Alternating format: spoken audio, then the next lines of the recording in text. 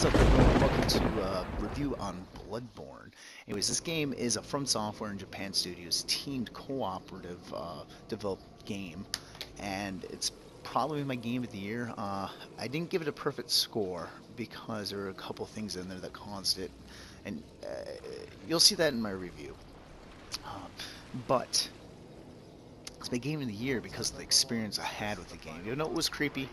It reminded me a lot of, Resident Evil, The Last of Us, Dark Souls, which obviously there's a reason why it looks a lot like Dark Souls and plays a lot like Dark Souls, because same developer from software.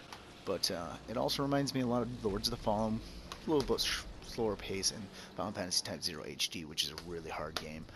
Flame Flames, it kind of reminds me of that that the action RPG type as well. But Bloodborne is a game without any doubt one of the hardest games I've played. Not the hardest, but one of the hardest games I've played, and it deserves your attention because it's not only a very pretty game, but the experience that goes with it by far succeeds past any other game I've played in years, and I'm talking about since like PS2 era.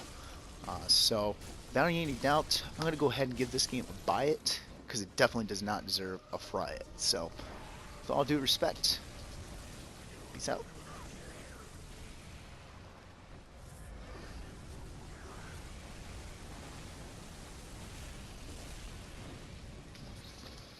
So basically, get to the point here. I think developer From Software has done a really good job on this game.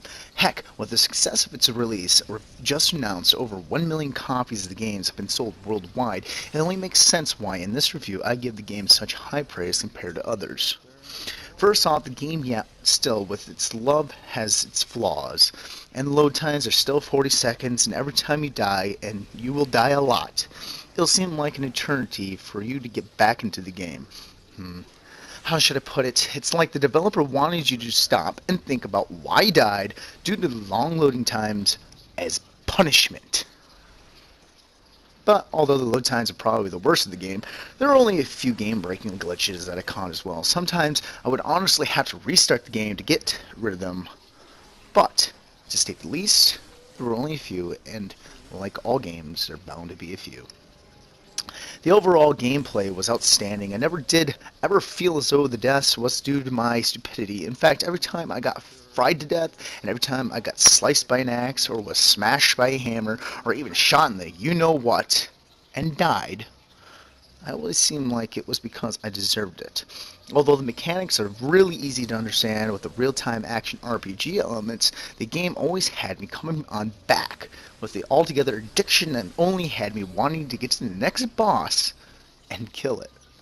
The graphics are without any doubt a beauty, as it's literally one of the most prettiest games I have ever seen on the PlayStation 4, and the backgrounds and open world environments only make it that much more for me to go out and explore what the game had.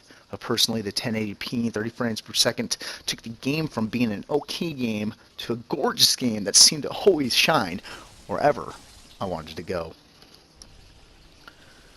There really wasn't much of a storyline in the game, and basically this game wasn't intended for it. It mainly focuses on your experience with the game rather than story driven. Either way you look at it, the game was still great. As you traverse in your dream to find an escape to come back into the real world. And literally, that's it. That's all there is for a story. There's not much more to it. The music and sound effects and acting was all really good too, as it never once stopped me from thinking that something was always either on my tail, about to jump out, ambush, or kill me. And because of this, it really reminded me of the good old days when Resident Evil was a good franchise. For a scare, that is. But all in all, the game may have its flaws and its ups and downs. And the cooperative was really good, but it wasn't needed. And it was really hard sometimes to get a partner to join in, or for you to join into someone else's. The PvP players would invade more times than you would expect it, and sometimes you would die, sometimes you'd win. But every time you won, you'd be like, yes! And kill him. I honestly beat the game at level 89, but you didn't need the co-op. to beat the bosses because you could just go around and grind and kill the enemies around you. But for most people, they had to be at least level 100. So with all that said and done, I give Sony's and From's Bloodborne on the PS4 an 8 out of 10 for a game that really got me over my Final Fantasy XIV addiction, just so I can go out and play and get addicted to this game. So yes, if there's anything to say about this game, go out there and get it, since I'm putting this game in the buy it for my game of the year. Anyways, guys, that's my review. Thanks for viewing.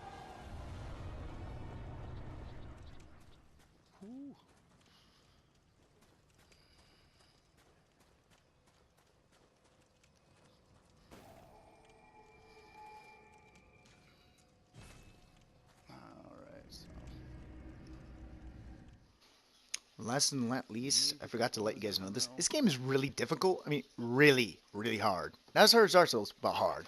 Peace out. Easy to kill, so I highly doubt it was